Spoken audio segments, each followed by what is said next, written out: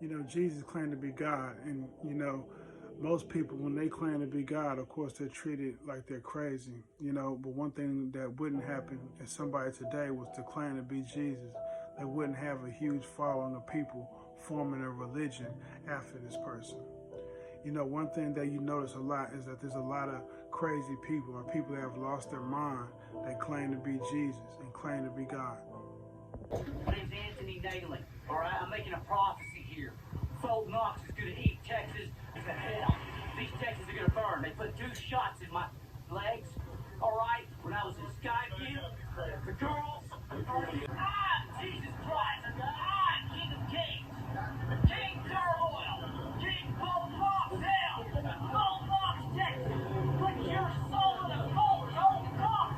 Burn it forever and ever. Amen.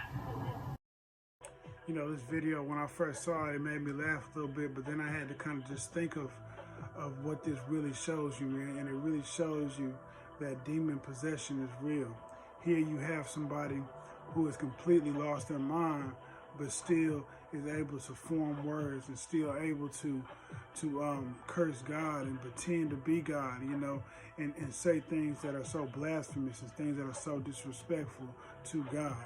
And this is what happens when your mind is given over to what the Bible calls a reprobate mind. Romans 1:28. And even as they did not like to retain God in their knowledge, God gave them over to a reprobate mind to do the things which are not convenient.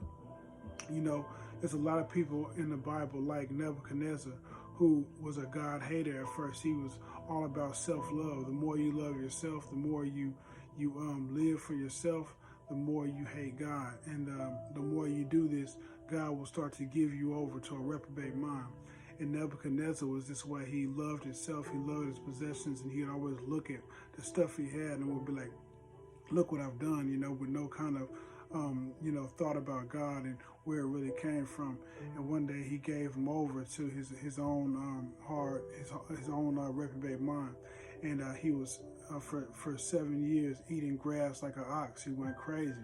You know, the same thing with Pharaoh. Pharaoh was given so many chances to you know, let the people of Israel go and to soften his heart. But the more he would deny God, the more his heart was hardened, and it led all the way to his death. You know, it's the same with a lot of people in the streets. They have so many chances, and I know because I was there. We have so many chances to choose God and to you know, start softening our heart. But the more that we deny Him, the more that we are given over to this reprobate mind. It's like a broken mind.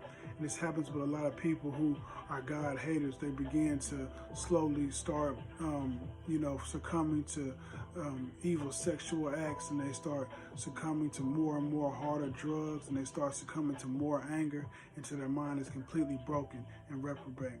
Titus 1:16, they profess that they know God, but in works they deny Him, being abominable and disobedient, and unto every good work reprobate. This is a scary word.